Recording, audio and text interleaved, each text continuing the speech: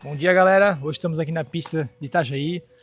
A gente veio fazer um treino de corrida. Faz muito tempo que a gente não se encontra com o nosso treinador, Maicon, nosso treinador de corrida. E hoje a gente veio trazer um pouquinho para vocês de conteúdo sobre corrida e o que está acontecendo desde quando a gente decidiu entrar na modalidade do Hyrox, o que mudou, quais são os planos, o que mudou do ano passado para esse ano, de janeiro até o Mundial. Então, contigo, fala um pouquinho sobre isso. Bom dia, pessoal. Meu nome é Maicon. O André e a Esther já estão comigo já desde a época do Ironman, né? Então com eles eu já trabalhei só corrida, só ciclismo, duatlo, triatlo e agora o Hyrox.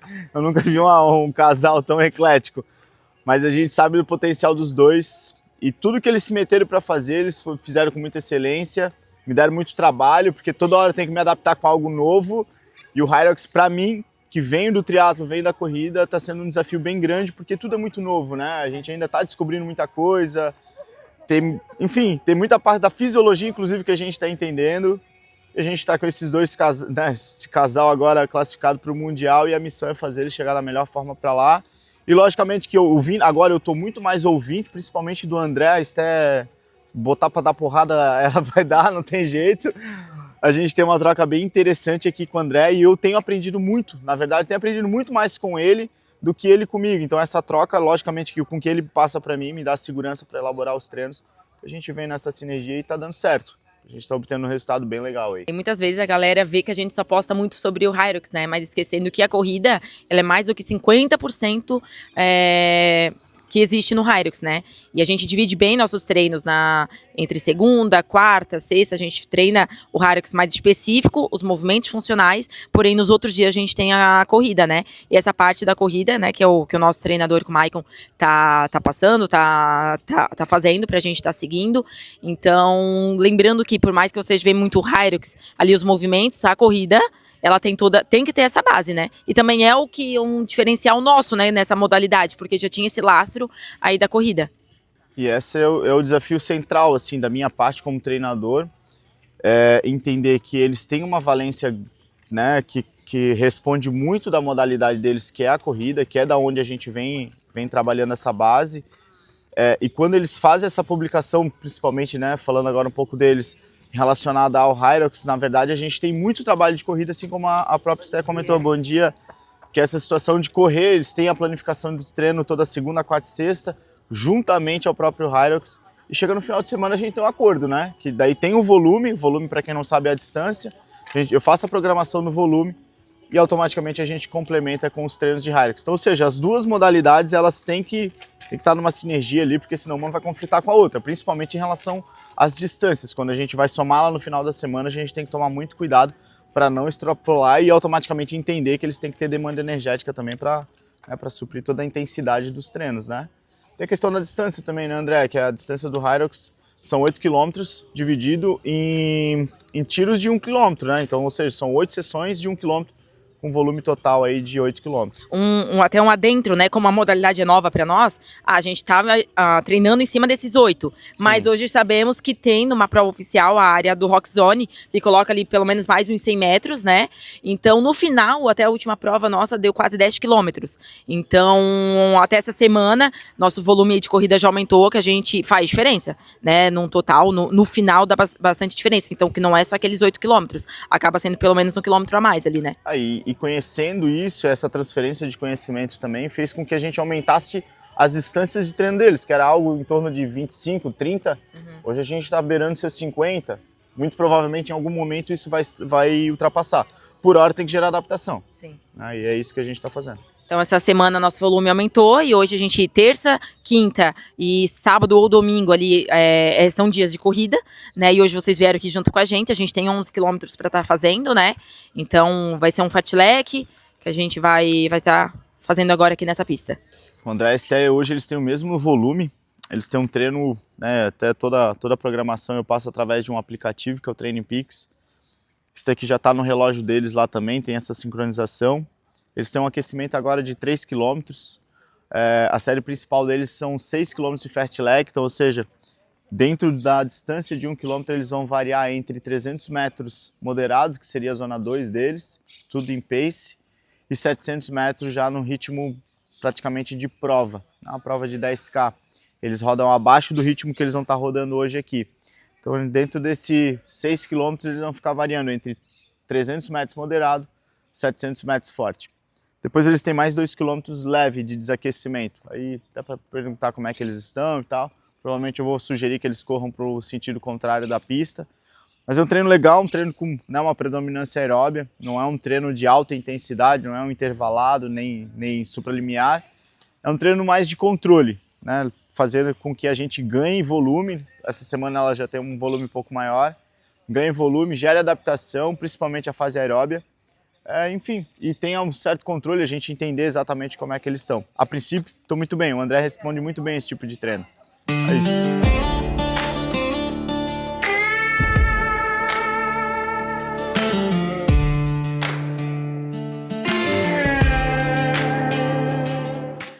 O sistema que a gente utiliza é o Training Peaks, então, ou seja, aqui está a plataforma que é o treino do André, já estruturado.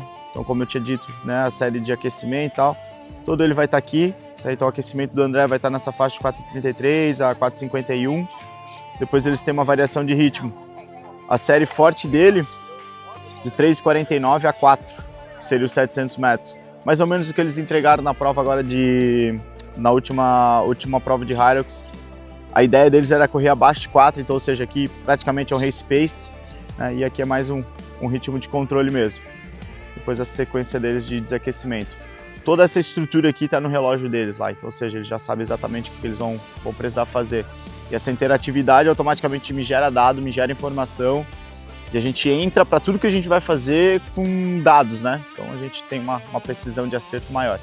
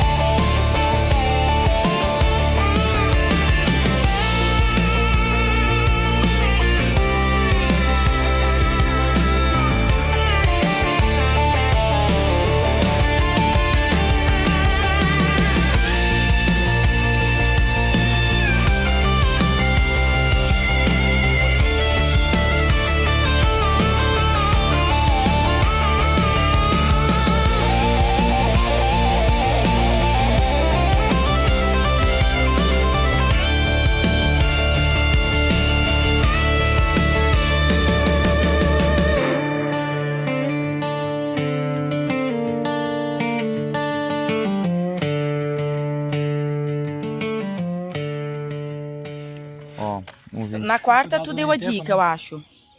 Então foi a quarta. Na quarta que daí, eu acho que foi, né? Foi umas 3 que daí não... Aham. Ó, 2,59, 2,55, 2,49. Pra te ver como um ajustezinho se torna eficiente, né? Sim. O André também, eu falei, André, inclina um pouco mais, levanta um pouquinho mais esse teu ângulo de calcanhar.